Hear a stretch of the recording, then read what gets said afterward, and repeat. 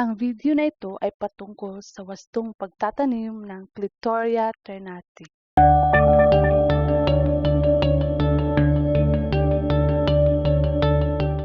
Ating pag-uusapan ang kalagahan ng clitoria ternate sa katawan at sa ating taniman, ang pagtatanim at pag-aalaga nito, paggawa ng tsaa gamit ang mga bulaklak ng halaman.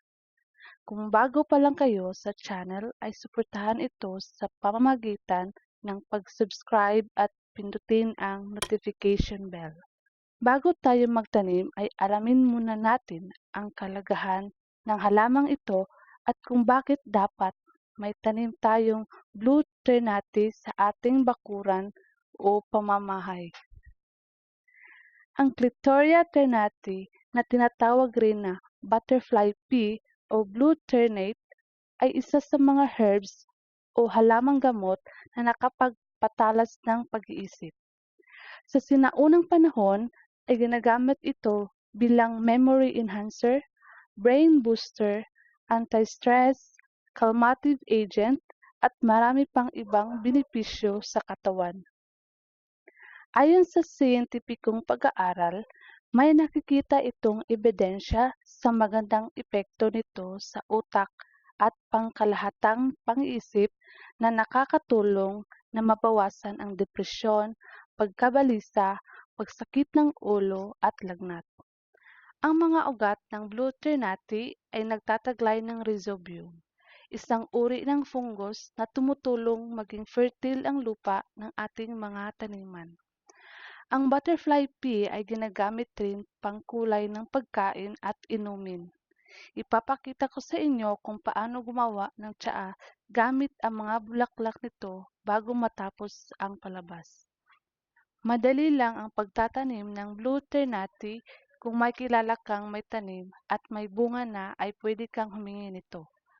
Ang blue ternate ay pwede niyong itanim sa paso na may lalim na 6 hanggang 10 pulgada. Tandaan lang na mas malaki ang paso, mas lalago ang halaman. Ang mga ito ay creeper o gumagapang kaya dapat lagyan ng suporta na panggapang ang mga ito. Siguraduhin lang na kulay kayumanggi ang kulay at tuyo ang mga ito.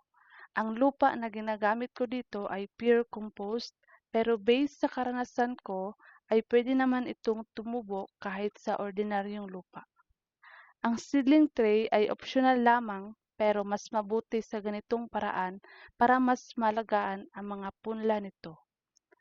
Idiin lang na 1 hanggang 2 pulgada at saka diligan.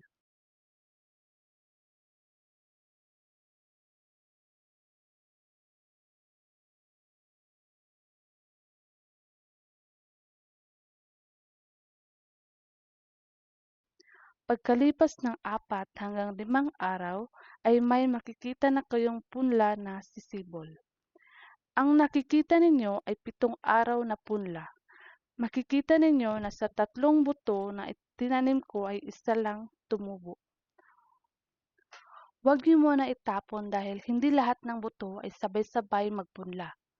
Maghintay lang ng karagdagang 1 hanggang 2 linggo.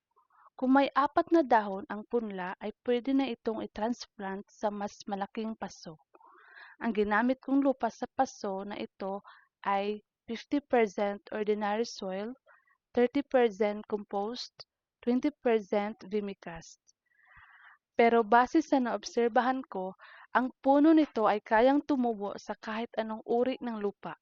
Sa katunayan, ang puno nito ay nakakatulong maging mabuti ang lupa na tinatamnan nito. Pagkalipas ng 1 buwan ay ito na ang itsura niya at 3 linggo pa ay makikita na ang unang bulaklak nito. Sa pag-aalaga naman ng blue ternate, pisilin lang ang mga dulo ng halaman. Ito ay nakakatulong magkaroon ng maraming sanga. Alisin ang mga bulaklak upang ang puno ay hindi maagang pumasok sa estado ng paggawa ng binhi. Bukod dito, hindi mo na kailangang magawa ng kahit ano dahil ang halaman na ito ay matibay and less maintenance lang. Ngayon ay gagawa tayo ng tsaa gamit ang mga bulaklak ng blue ternate. Kumuha lang ng sapat na bilang ng mga bulaklak nito, 5 or 10 ay sapat na. Sariwa or tuyo na bulaklak ay pwede nang gamitin pang tsaa.